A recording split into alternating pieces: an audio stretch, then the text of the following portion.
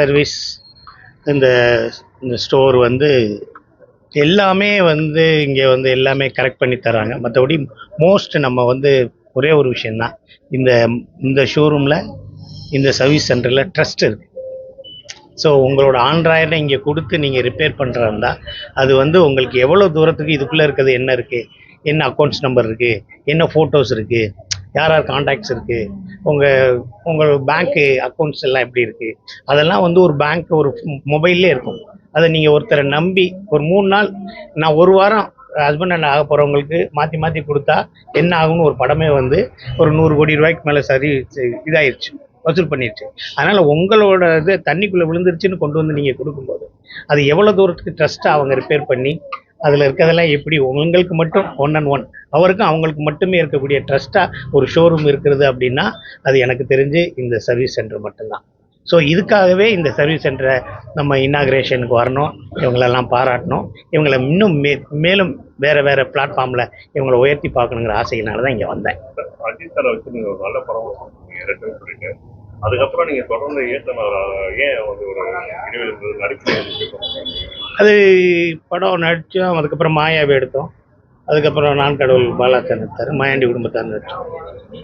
So direction பண்ணும்போது நம்ம பெருசாக சம்பாதிக்கலை, அப்புறம் ஆக்ட் பண்ணிட்டோம். ஸோ நம்மளுக்கு இருக்க ஒரு வறுமை இருக்குது, அந்த வறுமையை ஜெயிக்கணும்னா நடிக்கணும்.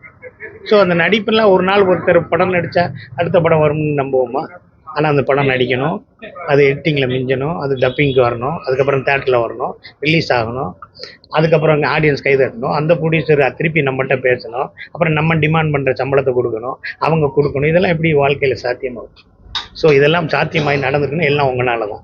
ஸோ எனக்கு என்னென்னா அந்த ஆக்டிங் கொஞ்சம் இன்னும் நல்லா இருக்குது, மற்றபடி டைரக்ஷன் பண்ணணும். நம்ம எதுக்காக சென்னைக்கு வந்தோம்? டைரக்ஷன் பண்ணணும் தான் வந்தோம்.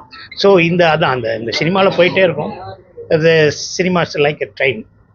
நம்மளுக்கு வந்து ஒரு நாள் செகண்ட் கிளாஸ் கிடைக்கும், தேர்ட் கிளாஸ் கிடைக்கும், அன்ரிசர்வ் கிடைக்கும், பாத்ரூம் பக்கத்துலேயே போய் உட்காருவோம், டிடிஆர் சொன்னார்னு எஞ்சிலும் போய் உட்காந்துருப்போம். ஆனால் அந்த ட்ரெயினை விட்டு இறங்கக்கூடாது. சினிமாவில் எங்கேயாவது ஒரு இடத்துல போயிட்டே இருக்கும். விஜய் சாரோட அரசியல் வருகை எப்படி பார்க்குறீங்க? இல்லை சப்போர்ட் இருக்குமான்னு இல்லை, இனி அவர் என்னென்ன பண்ணுறாரு, அவர் கொள்கை என்ன ஏதுங்கிறதான். நான் சப்போர்ட் பண்ணி என்ன செய்ய போகிறேன்? அவருக்கு தான் நிறைய பேர் ஃபேன்ஸ் இருக்காங்க, அவங்க சப்போர்ட்டர்ஸ் இருக்காங்க. ஸோ அதுதான் அவங்களோட அப்போ அவர் எதை நம்பி அவர் வந்து அரசியலில் இருக்காரோ அது நம்மளுக்கு வாழ்த்துக்கள் தான் சொல்லணும். இப்போ அவர் அரசியல் பண்ணுற பிறகு இப்போ அவரோட சமீபகால ஒரு நடவடிக்கை எப்படி பார்க்குறீங்க? எப்படி சந்தோஷமாக தான் பார்க்குறேன். இதில் என்ன, எனக்கு எல்லா அரசியல் கட்சி தலைவர்களும் பழக்கம் புரியுது உங்களுக்கு. எனக்கு நான் சைக்கோவில் நடிக்கும்போது திரு உதயநிதி ஸ்டாலின் அவர்கள் வந்து எனக்கு அவ்வளோ பிடிக்கும். நான் இத்தனை படங்கள் நடிச்சிருந்தாலும் அவங்க அரசு தான் எனக்கு 2015 தமிழக அரசின் சிறந்த நகைச்சுவை நடிகர்னு எனக்கு அந்த அமைச்சர்கள் பெருமக்கள் எல்லாம் சேர்ந்து எனக்கு ஒரு 5 பவுன் ஒரு பதக்கத்தை கொடுத்து என்னை மிகச்சிறந்த நகைச்சுவை நடிகர்னு என்னை சப்போர்ட் பண்ணியிருக்காங்க. ஸோ நம்ம சொந்தக்காரர் ஒருத்தர் இருக்கார், அவர் எங்கள் மாமா ஓபிஎஸ். ஓகே, எதாக இருந்தாலும் நம்ம கட்சி சார்ந்து நம்மளுக்கு சினிமாவிலே செய்ய வேண்டிய நிறைய விஷயங்கள் இருக்குது. எல்லாரையும் வாழ்த்துவோம், எல்லா முயற்சியும் வாழ்த்துவோம். நாளைக்கு நீங்கள் கட்சி ஆரம்பிங்க, உங்களுக்கு கூட நான் வாழ்த்துன்னு சொல்லுவேன். புரியுதுங்களா உங்களுக்கு? யாருக்கும் பகையே கிடையாது, நட்பு பாராட்டியே போயிட்டே இருக்கும். எங்கே பிடிச்சிருக்கு, அழகாக இருந்தால் நல்லா இருந்தால் கண்ணுக்கு அழகு. எல்லாரும் சிறந்து இருக்கணும், எல்லாரும் பயிரணும், எல்லாரும் அன்பாக இருக்கணும், அவ்வளோதான் ஒழிய இவர் பிடிக்கும் இவர் பிடிக்காதுன்னு என்னோட நிலைப்பாட்டில் எதுவுமே கிடையாது. அனைவருக்கும் வாழ்த்துக்கள். இன்னைக்கு இருக்கக்கூடிய இளைய தலைமுறை போன் மற்றும் போதைக்கு அதிகமாக அடிமையாகிறாங்க. இதுக்கு ஒரு அட்வைஸ் பண்ணணும்னா என்ன சொல்லுவீங்க? அதை நான் சொல்லக்கூடாதுல்ல, பெரியவங்களா நீங்க சொல்லிட்டீங்களா? இல்லை நான் என்ன சொல்லேன், நானே எங்கள் வீட்டில் என்ன நீ ஷூட்டிங் கிளம்பா ரீல்ஸ் பார்த்துட்டு நீ திட்டுறாங்க. புரியுங்களா உங்களுக்கு? நீ இன்னும் சின்ன பிள்ளை மாதிரி கேம் விளாட்றேன்னு சொல்லி திட்டுறாங்க. ஸோ அதுக்கப்புறம் என்னென்னா, நான் ஒரு பார்ட்டிக்கு நான் போகும்போது இது என்னோட நண்பர்களுக்காக நான் ஏதாவது சாப்பிட வேண்டியது இருக்குது. ஸோ எல்லாத்துக்கும் ஒரு வயசு இருக்குது. அந்த வயசில் வரும்போது எது நல்லது எது கெட்டதுன்னு which one is best choosing வைஸ்லிங்கிற மாதிரி நம்ம தேர்ந்தெடுத்து நம்ம வாழ்க்கை பயணத்தை நம்ம செய்வோம். என்னைய சார்ந்த அறிவார்ந்த மக்கள் இருக்காங்க, மிகப்பெரிய மனிதர்கள் இருக்காங்க. காந்தி சொல்லாது, காமராஜர் சொல்லாது, அண்ணா சொன்னாது, விவேகானந்தர் சொல்லாது, கலைஞர் சொல்லாது, எம்ஜிஆர் சொல்லாது, நான் என்ன சொல்ல போகிறேன்? எல்லாருக்கும் அவங்கவுங்களுக்கு பட்டு தெரிகிறது ஒன்று இருக்குது, பார்த்து தெரிகிறது ஒன்று இருக்குது, பழகி தெரிகிறது ஒன்று இருக்குது. எது நல்லதோ அது மாதிரி பின்பற்றினா நல்லது. நன்றி. சீனியர் கதாபாத்திரமா காமெடி நடிகராக நிறைய பேர் இருக்காங்க. அவங்க வந்து ஓவர்டேக் பண்ணி விதத்தில் நீங்கள் ஒரு சில காமெடிஸ்லாம் நிறைய பண்ணியிருக்கீங்க. அது பேசும்போதெல்லாம் மாறி இருக்கு.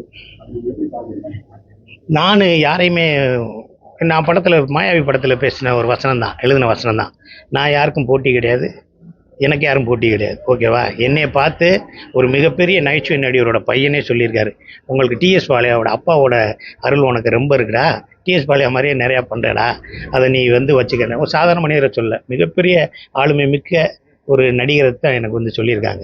ஸோ எனக்கு வந்ததை நான் சிறப்பாக செஞ்சாலே போதும். நான் யார் அவங்களும் எனக்கு போட்டியாக நினைக்கிறதில்ல, எனக்கு போட்டியாக அவங்கள யாரும் நினைக்கிறதில்ல. நம்மளுக்குன்னு ஒரு சின்ன பாட்டு இருக்குதுல்ல, ஒரு 12 ரீல்னா நம்மளுக்கு ஒரு ஒரு 1.5 ரீல் இருக்கும், இல்லாட்டி ஒரு ரீல் இருக்கும். அதுக்குள்ளே நம்ம சிறப்பாக செஞ்சால் போதும். அதுக்கு மேலே ஹீரோ பார்த்துக்குருவாங்க, ஹீரோயினி பார்த்துக்குருவாங்க, வில்லன்லாம் பார்த்துக்குருவாங்க, டைரக்டர் பார்த்துக்குருவாங்க. நம்ம அந்த 1.5 ரீல் எடிட் பண்ணாமல் ரிலீஸ் ஆனாலே பெரிய விஷயம், வேற ஒன்றும் இல்லை. சார் இறுதியா ஒரு கொஸ்டின் சார், மாயாண்டி குடும்பத்தாரில் நீங்க நடிச்சிருக்கீங்க, அந்த முக்கியமான ஐகான் வசனம் சொல்லிட்டே இருக்கும். அதான் நான் என்ன சொல்கிறேன்னா, ஒரு நாள் இரவு ஒரு வீட்டுக்கு போய் ஒரு உணவு அருந்துறதுக்காக ஒரு ஃப்ரீயாக ஒரு ஸ்தாபனத்தில் சோறு போட்டுக்கிட்டு இருந்தாங்க. அதாவது பெரியவர் வந்திருக்காரு, காஞ்சியிலேருந்து பெரியவர் வந்திருக்காருன்னு. அங்கே போய் சாப்பிட்ட 12 மணி 1 மணிக்கு நைட் சோறு போட்டுருந்தாங்க. ஃபிலிம் ஃபெஸ்டிவலில் படம் பார்த்துட்டு அங்கேருந்தே ஒரு 8 கிலோமீட்டர் நடந்து போனேன். அது ஃப்ரீயாக சோறு போட்டுக்கிருக்காங்களே, போய் சாப்பிட்லாமான்னாங்க. ஆனால் அங்கே போய் சாப்பிட்ணும்னா சட்டையை கழட்டி போட்டு தான் சாப்பிட்ணும்னாங்க. எனக்கு பசி, சட்டையும் தெரியாது பேண்ட்டும் தெரியாது. சட்டையை கழட்டி போட்டு உட்காந்து சாப்பிட்டேன். சாப்பிட்டோடனே ஒரு தடவை குழம்பு ஊற்றுனாங்க, இன்னொரு தடவை ரசம் ஊற்றுமானே, இல்லை குழம்பே ஊற்றுங்கன்னேன். அப்புறம் ரசம் ஊற்றுனாங்க, இன்னொரு தடவை ரசம் வாங்கினேன், இன்னொரு தடவை 2 தடவை சாப்பிட்டேன். ஸோ அதை நண்பர்கள்கிட்ட சொன்னேன், பிடிச்சிருந்துச்சி. அதவே என் நண்பன் ராஜ்மோகன்கிட்ட சொன்னேன், நீ அன்றைக்கி எப்படா சாப்பிட்டேன்னா, சோறு குழம்பு ரசம் சாப்பிட்டேன்னு. அதை வச்சான் தமிழ்நாடே சாப்பிட்டுக்கிட்டாங்க, நல்லா சாப்பிட்டேன். விஜயோட அரசியல் வருகிறனால தமிழ் சினிமாவில் இடைவெளி பெரிய கேப் இருந்தாலும் ஒரு மிக உச்சகட்ட நடிகர் அவர் சினிமா ஒரு அரசியல் வருகிறாலும் சினிமாவில் பெரிய கேப். அதெல்லாம் எதுவுமே கிடையாது. யார் இருந்தாலும் இல்லாட்டியும் சினிமா போயிட்டே இருக்கும். சினிமாங்கிறது வேற.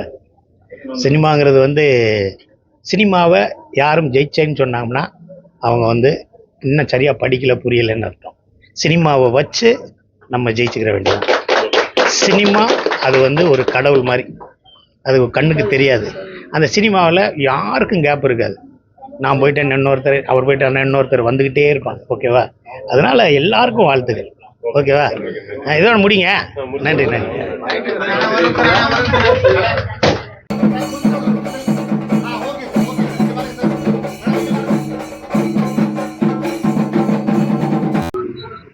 கேள்வி ஏதாவது கேளுங்க.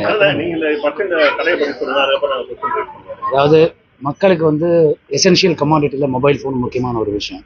பல சமயங்களில் நம்மளை மீறி கை தவறி கீழே விழுந்துடலாம், அதில் வேறு ஏதாவது டேமேஜ் வரலாம். இவங்களோட இந்த ஃப்ரான்ச்சைஸ் படி அவங்களுக்கு ப்ராப்பர் சர்வீஸ் பண்ணி கொடுக்குறாங்க. அது எந்த மாதிரி மொபைலாக இருந்தாலும், ஆண்ட்ராய்டாக இருந்தாலும் ஆப்பிளாக இருந்தாலும் பல வகையான மொபைல் இருக்குது, அதுக்கு எல்லா சர்வீஸும் பண்ணுறாங்க. இது உங்களோட 10வது பிரான்ச். இதை ஓப்பன் பண்ணுறது எனக்கு பெருமையாக இருக்குது. அதுக்கு வந்து விருந்தினராக வந்து எனக்கு சந்தோஷமான ஒரு விஷயம். இளையராஜா வந்து சென்னை ஒரு தமிழ்நாட்டில் வந்து ஒரு ரொம்ப சந்தோஷமான ஒரு விஷயம். இளையராஜா அவர்களுடைய இசை இல்லாமல் ஒரு 30 வருஷம் முன்னாடி அவர் வராமல் போயிருந்தாருன்னா நிறைய பேர் பைத்தியக்காரங்களாக இருப்பாங்க. அவருடைய இசை தான் நம்ம எல்லாரையும் வந்து நல்ல எல்லா எமோஷனுக்கும் நம்மளை வந்து கூட்டிகிட்டு போய் வர ஒரு விஷயம். அவர் மேலும் மேலும் பல சிம்பனிகள் அமைன்னு எல்லாம் வல்ல இறைவனை பிரார்த்திக்கிறேன். அதே போல நடிகர் விஜய் வந்து அரசியல் கட்சி ஆரம்பித்து தொடங்கியிருக்காரு.